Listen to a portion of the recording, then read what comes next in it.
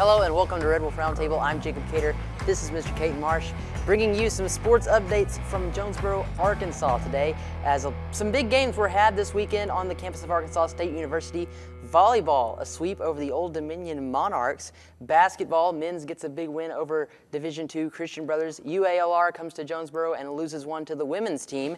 And then football, nothing happened this week, but we have a big week coming up, some special guests on campus, so stay tuned and learn more about that here on Red Wolf Roundtable.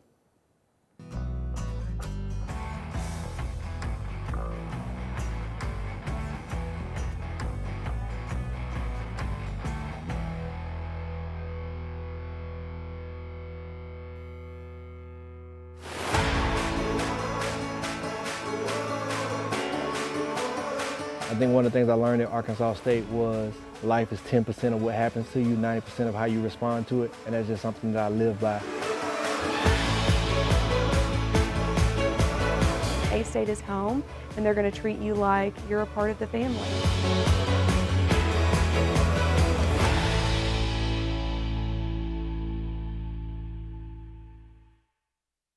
Red Wolf Radio is a student-led organization at Arkansas State University wanting to hear your takes on pop culture, music, the news, and college life. Just about anything you can think of. Located in the Education and Communications building on campus, we are always looking for more volunteers. So if you're an Arkansas State University student, no matter the major, and this is something that interests you, shoot us an email at redwolfradio@astate.edu. That's redwolfradio@astate.edu. Let them hear you howl.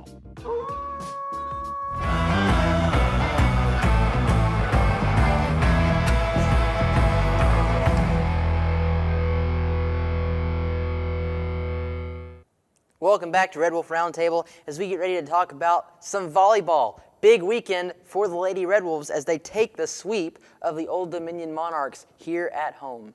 Yeah, it wasn't really a surprise. Old Dominion struggled pretty much all season, and Arkansas State has been quite the opposite, to say the least. And this is Game 2 stats, and we can tell by the stats itself that there was really no competition for Arkansas State. And that remained in Game 1 too. As you can see, 37 kills, which is just insane. 10 aces, 8 blocks, and a 24.7% on attack to Old Dominion's 0%. Yeah, and Game 1, for the team-wise, there was big difference. They had 16 blocks Game 1 for Arkansas State. They hit 44% to Old Dominion's -1%. They had 8 aces to Old Dominion's 0. So this was... Honestly, we expected this, and it kind of blew away our expectations. Yeah. And this was a great way to end off the season at home, and especially for the seniors that have contributed such great accomplishments here at Arkansas State. Absolutely. Speaking of seniors, we want to highlight one of our very own, Miss Peyton Van Veen, who had a great game in Game 2 of this past game. Kills 5, digs 1, 44.4% attack, and 5 points for Miss Van Veen. One that we haven't highlighted yet this season. No, this is our first time we've talked about Peyton Van Veen. And we've kind of overviewed her before, like we've talked about her, but we haven't really truly highlighted her in this manner. And she's amazing. She hits the ball really hard, and I think this was one of her better games. She hit at a very high efficiency rate, and we didn't really see that with a lot of our players in Game 2. But she contributes a lot. I think she's a great sub-in player. She's great at the net, and obviously she can do what she needs to do when it comes to the attacking game.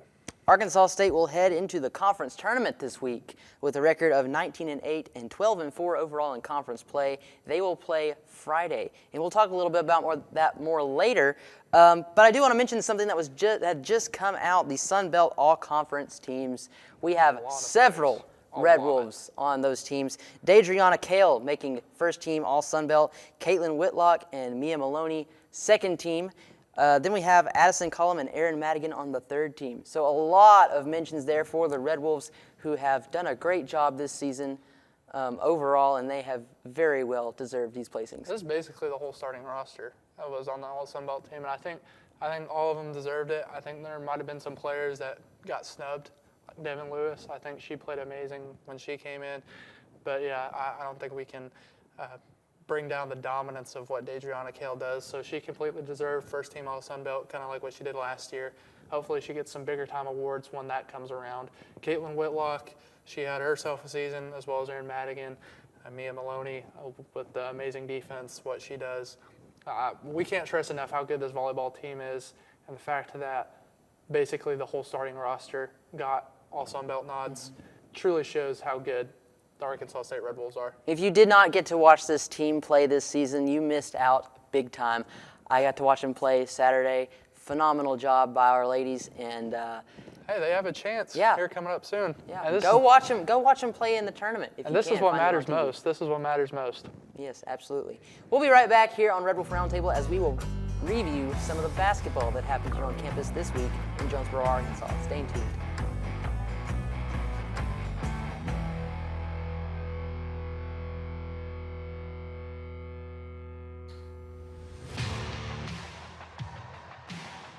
ASU-TV, covering all your favorite sports. From Red Wolf Roundtable to West Side football and more, ASU-TV has you covered. Tune in now to ASU-TV for news and coverage on these sports and more.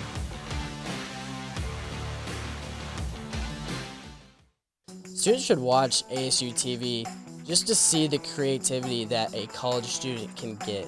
The creativity that some of these students have is truly amazing.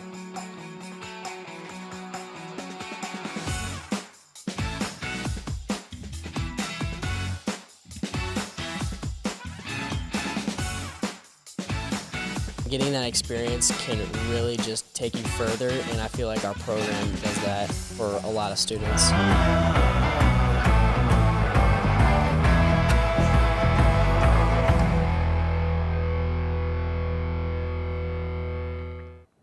Basketball season is among us here in Jonesboro, Arkansas.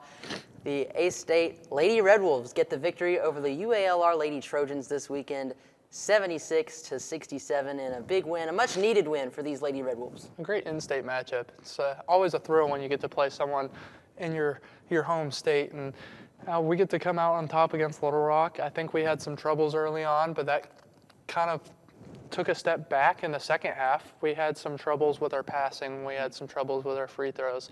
And then we had some troubles maybe being a little too aggressive and fouling a lot. And I think the only reason Little Rock was as close as it was is because of the amount of times they got to shoot the ball at the free throw line. Other than that, this defense, we had said that it's been iffy the past few games, but they showed how good they were this game. That's for sure. They caused a lot of turnovers. Improved on the defense for these Lady Red Wolves. As we see here, they did allow 54.5% on the field goal range from these Trojans, but the three-point was pretty much locked down. The Trojans were not hitting from the three-point line, as you can see, 22.2%. But again, we did get out-rebounded, and that's kind of been a big thing, a big topic for me this year is the rebounds. We don't have a lot of height to compete with some of these teams that we've been playing, and I think that's been very apparent in some of these games. Yeah, absolutely. I think the only player that we've mentioned kind of consistently over these past few games is Eves Cox, and with how Coach Rogers likes to rotate, which is a great rotation. I love how they do it, but it causes some concern when it comes to the height, when especially we have one player that has the height, and Eves Cox being her, so we don't get to see a lot of that rebounding. It was kind of the same thing last year, but maybe had some more height in the guards and forward position. But overall, I don't think there's a lot of bad things to say, maybe some things to kind of tune up, and I think they can do it. I think the free throws were kind of the biggest problem with us, we did see, as a team, we half. shot 62% from the stripe. Which is a little bit on the lower side. You know, if you want to be a very successful team, I can't remember what our percentage was last season, but it was much, much higher. And then be a little more aggressive in the paint. I know you said they were a little too aggressive in the paint. I think that was a very good assessment. We did have a lot of fouls down below the basket. But be more aggressive in the paint and be smart in the paint as well when you're going for offensive or defensive rebounds. Another player that we want to recognize today for the Lady Red Wolves is Zion Shannon. Had a standout game against UALR, 18 points, 100% from the free throw line, which is huge for this game. That was huge for this game. and 50% from the three-point line as well. Yeah, there's not enough to say about Zion Shannon. Kind of like, well, we always have that one person that we like to highlight in pretty much every sport. And Zion Shannon is a weapon at the three-point line. She really separates the score when it comes close, and she did it again this week. She shot 4 for 8 from the three-point line. We've kind of had some struggles at the three-point line, although we did shoot 39%, but it's getting better and better each week. And when you have someone like Miss Shannon, it shows that. She also had 3 steals on the defense, so a great job by Zion Shannon in this game. Now to men's basketball. Another big win for the men's team, who played directly after the women's team. I was there for both games. A big home win versus Division II Christian Brothers. As we see the graphic here, 95-67 the final score. 57% from field goal, 29 from three-point range, and then 38 rebounds. We did, I want to say, to my point from last week, we did much better on the rebounds this week, I think. Yeah, absolutely. And there are some things I do want to point out, and especially going forward, we'll highlight it more. This defense, I stressed it last week, please, at some point, just try man. The zone gets exposed constantly. We have some pretty bad communication when it comes off screens, and it's apparent. Christian Brothers shot 19%. The 2 teams that we're about to play don't shoot 19%, that's for sure. So this is a problem going forward. I would really like to see some variation of man, but overall, I think this game was a lot better. We got to see a lot of things that maybe we hadn't seen in the past, and one of those things was offense in the paint. And that was real apparent, especially early on in the game. We got to see Chudy, we got to see Ali, we got to see Ellingsworth. And speaking of Ellingsworth and Heyman this week, they were electric. Jackson Ellingsworth, 20 points, 50% from free throw line, 100% from the three-point line, and 90% from field goal. And then we go over to Heyman. I think Heyman had 20 points. Hit 15 with 43% from three-point land, 55% field goal, and 5 assists. I cannot stress how much I loved watching these 2 players, because I think our offense as a whole was kind of stagnant in this game, except for these 2 guys. Ellingsworth, I want to point out, led the team in rebounds. Ellingsworth was a big guy and down low for us this game when it came to rebounds. I wish we had the highlight, but Ollie went in and missed a layup, and Ellingsworth head tapped somebody. He postered somebody off a rebound. It was an amazing sight to see. I hope you guys saw it. But going forward, I think we've had a lot of questions about who's the starting 5. Maybe Chandler Jackson was the solidified one, but other than that, we really hadn't known. And I think after this game, Heyman has solidified his role at the 3, and Ellingsworth has solidified his role at the 4. I don't think he has any competition at the 4. So we still have questions about that 2 and 5 spot. And another guy that I want to point out, Royal Blue Smith, who came off the bench in this game and had a really, really good game. I think he looks to be a really good 6th or 7th man when it comes, because Joey Chama's out. So we're going to need somebody to step up and take his spot. I think Royal Blue Smith has done a phenomenal job of that, especially in this game that we saw from him. I got a few stats: 13 points, 75% from the three-point line, and 63% from field goal. I think, in all honesty, I like how you said he was coming off the bench, but I think it begs the question, maybe he starts at 2. He's the starting 2. And with Joey out, I think he can be a great plug-and-play. I think he'll be a great starter. So we have a lot of talent going forward with this team. There's still some things I'd like to clean up, especially, obviously, the defense. The three-point shot is something that we obviously need to clean up because I think been shot hit or miss. selection is something that we probably need to focus on a little more. We do have good ball movement, but I wish we would move it a little bit more before we decided to take the shot. Because there were a few shots in this past game that I was like, why did we take that? And I'm still kind of questioning our shot selection. I think the final note I kind of have about this basketball team going forward, and it's not really to take a shot at these guys, but our starting 5, there's got to be someone that really separates, and whether that be Ollie or Chudy, whoever wants to be that guy. I want to see the height be used more. I feel like these guys are 6'11" and 7'3", and I just don't see the height being used to the full potential. We saw it more in this game compared to the past. But once again, we're playing a Division II school in Christian Brothers.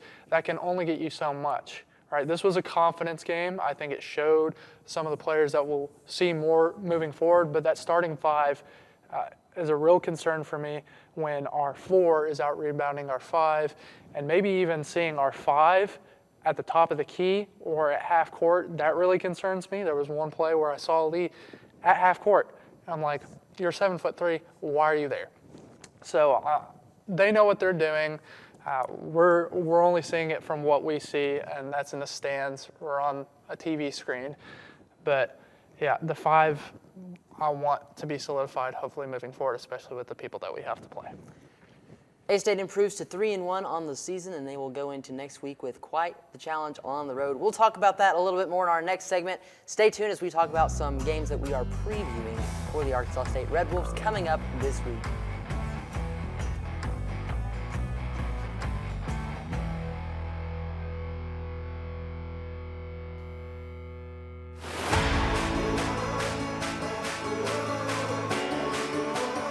I think one of the things I learned at Arkansas State was life is 10% of what happens to you, 90% of how you respond to it, and that's just something that I live by. A-State is home, and they're going to treat you like you're a part of the family.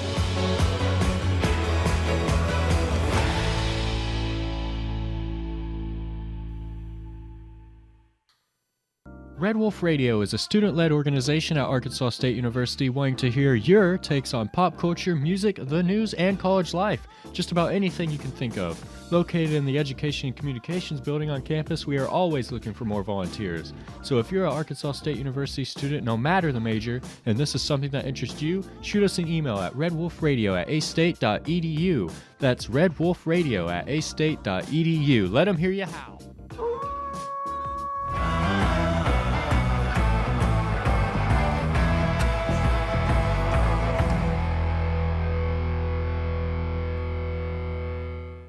Welcome back. Looking forward to this week in Red Wolf sports, starting with some volleyball. The Sun Belt Conference Tournament starts this week. Thursday, November the 20th is the beginning of the Sun Belt Conference Tournament. Of course, Arkansas State has a bye in the first round, as we see here. They will play the winner of Georgia State and Southern Mississippi. And that's important to note who we play is the fact that we split with these two teams. Southern Miss and Georgia State, we split 1-1. And if I had to choose who we played, I would hope Southern Miss, because Georgia State really did give us a run for our money, and they looked really good defensively. So this is a lot of hope going forward. Hopefully they solidify the championship, because we were one game short last year when we fell to Texas State. And, well, I think it's kind of turned the tables this year, Arkansas State being on the number 1 where they're at, and then obviously JMU being as good as they are at everything. So. Definitely be some matchups in this tournament that people will want to see, so be sure to tune in and watch these games. It's crunch time. It is. It's crunch time to see who will go to the big one. So moving on to some basketball, looking forward to some women's games this week. Wednesday, Arkansas State women play in Conway against UCA, and then Saturday against Jackson State. Yeah, we don't really get to talk about the UCA game much just because of the fact it's on Wednesday, and you guys will probably be seeing this after the fact. But there's a lot of high hopes. UCA is a good basketball team for women's basketball, so this is going to be a good game. And then I'm looking forward to Jackson State. Jackson State struggled all year. They're 1-3. They're not really looking the best. I will say they have a better shooting percentage at the field than we do. But that being said, they're still 1-3. And I think overall we have the edge in this game. Hopefully, like you were saying in the past, you got to rebound more, and that's kind of like the biggest discrepancy between these two teams is Jackson State can rebound, and we have been struggling with that. Dominance in the paint is what we need. Moving on to some men's basketball. It's rough. It's rough this week. A rough stretch for the men's basketball team this week as they take a road trip out to the West Coast to play St. Mary's, who is a pretty dominant team. Powerhouse. The powerhouse, to say. Yes, they make the NCAA tournament constantly. So they'll play them on Wednesday. And then on Saturday, they play Southern Methodist University in Texas. Who's also 5-0 this year, and they're looking really good. Yes, SMU, of course, always a pretty decent team as well. So looking forward, Arkansas State just needs to make sure that, I liked what you said earlier, kind of abandon the zone. Like the zone it gets exposed, and it's not working for us. This is the time to do it, especially because, well, they're looking at the stats right now. SMU is shooting almost 38% from three-point line. And you know what Christian Brothers did against us? They shot 19%. So this is a huge problem. And I expect SMU to maybe even drop 100 on us because they average 92. And the amount of times that we get open looks for threes and really just any mid-range shot is abysmal. I hate it. Please experiment with man this game at least. Maybe you don't have to do it against St. Mary's. I don't know.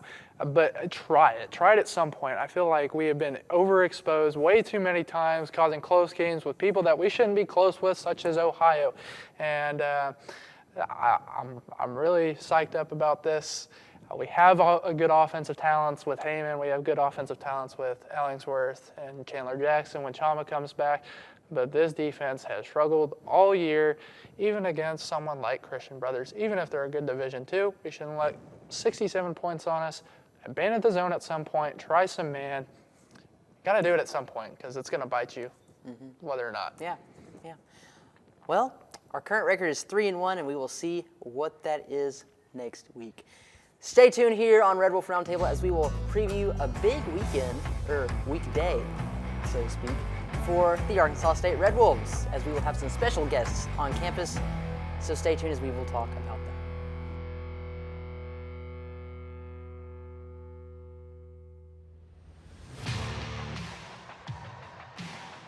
ASU-TV, covering all your favorite sports. From Red Wolf Roundtable to Westside football and more, ASU-TV has you covered. Tune in now to ASU-TV for news and coverage on these sports and more. Students should watch ASU-TV just to see the creativity that a college student can get. The creativity that some of these students have is truly amazing.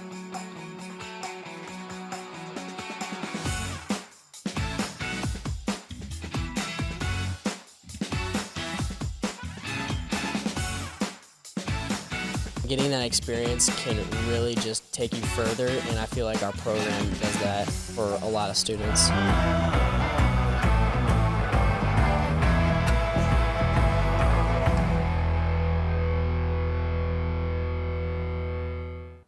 Welcome back to Red Wolf Roundtable for our final part of the show, where we will talk about some football. We had a week off, you know, a little bit of time to rest. This week we're playing a Thursday game against Louisiana Lafayette. Isn't it the only Thursday game? I thought I heard something about it being the only Thursday game. I could be wrong. Because I think it's on ESPN.